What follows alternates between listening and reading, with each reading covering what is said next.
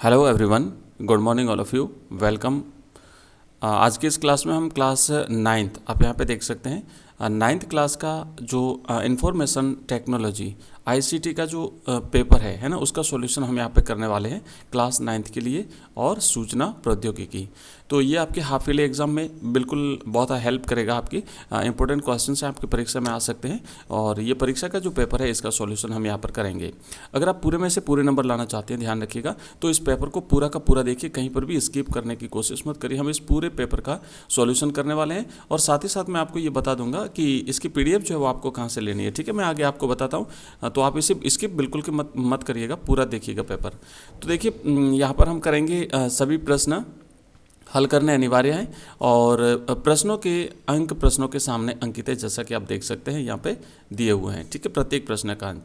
तो पहला प्रश्न है कि एक मेगाबाइट में कितने किलोबाइट होते हैं, यानी कि एक एमबी में कितने केबीज होते हैं। तो इसका सही आंसर आपको बताना है। ऑप्शन 1 है 4, ऑप्शन 2 है 1024, ऑप्शन 3 100 है 2 और ऑप्शन द है 1000। तो इसका सही जवाब होगा ऑप्शन ब। एक मेगाबाइट में, एक एमबी में 1024 केबी होते हैं, 1024 किलोबाइट होते हैं। दूसरा प्रश्न है कि माउस माउस क्या है। ऑप्शन 1 है आउटपुट डिवाइस है, ऑप्शन बी है इनपुट डिवाइस है, ऑप्शन सा है दोनों है और ऑप्शन द है कोई नहीं। तो माउस जो है ना, इनपुट डिवाइस, एक्चुअली माउस जो है वो एक इनपुट डिवाइस है। इनपुट डिवाइस का मतलब ये होता है कि जो कंप्यूटर को सूचना प्रोवाइड करे, जो कंप्यूटर में सूचना जिसके माध्यम से भेजी जाती है। तो जैसे कीबोर्ड है और माउस है, तो ये एक प्रकार की इनपुट डिवाइस होती है। तो इसका सही आंसर रहेगा ऑप्शन 2, माउस एक इनपुट डिवाइस है। तीसरा प्रश्न है, भारत का प्रथम सुपर कंप्यूटर है। ऑप्शन 1 परम, ऑप्शन ब है सिद्धार्थ, ऑप्शन सा है ब्रह्मोस और ऑप्शन द है अग्नि।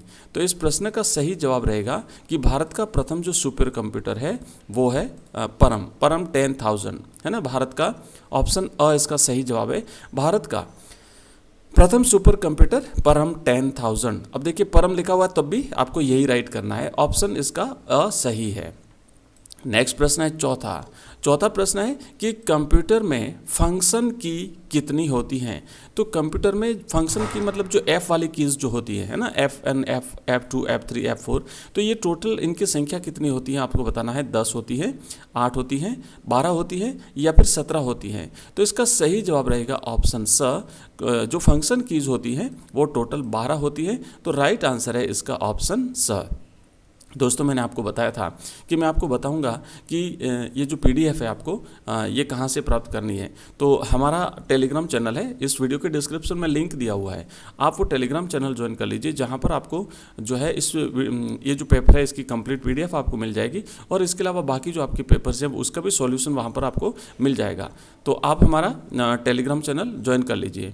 इसके अलावा हमारा ऐप है, उस ऐप को भी आप डाउनलोड कर सकते हैं, वीडियो के डिस्क्रिप्शन में उसका भी लिंक दिया हुआ है। नेक्स्ट, अगला 5वां आपका प्रश्न है, वाईफाई हॉटस्पॉट वाले स्थान होते हैं, जहाँ पर वाईफाई की सुविधा होती है वो स्थान कौन से होते हैं। ऑप्शन 1 शिक्षण संस्थान, ऑप्शन ब है होटल, ऑप्शन स है एयरपोर्ट और ऑप्शन द है सभी।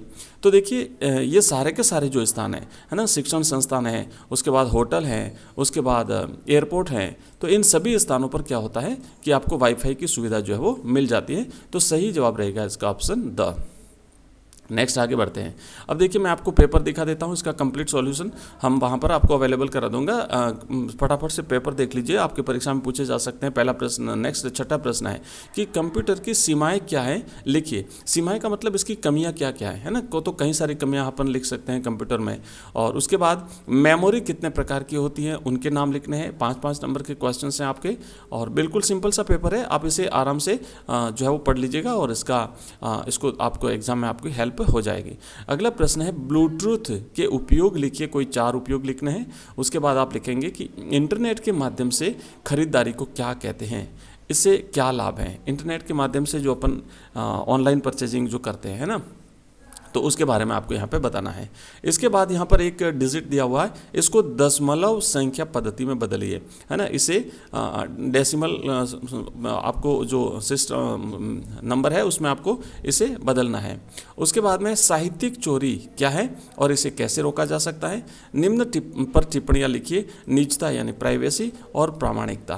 तो इस पर आपको टिप्पणी लिखनी है। तो ये हमने क्लास 9th का देखा है, इंफॉर्मेशन टेक्नोलॉजी का। इससे पहले भी हम एक पेपर देख चुके हैं, अपने वीडियो में हमारी प्लेलिस्ट में जाकर के देख लिया होगा, उसका भी कंप्लीट सॉल्यूशन हमने कराया है। और आने वाले टाइम में हम और आपके ऐसे ही वीडियोस लेकर के आएंगे विद सॉल्यूशन। तो आप चैनल को सब्सक्राइब जरूर करिएगा, अपने दोस्तों के साथ ज़्यादा से ज़्यादा इसे शेयर करिए। मिलते हैं नेक्स्ट वीडियो में, तब तक के लिए बाय, धन्यवाद।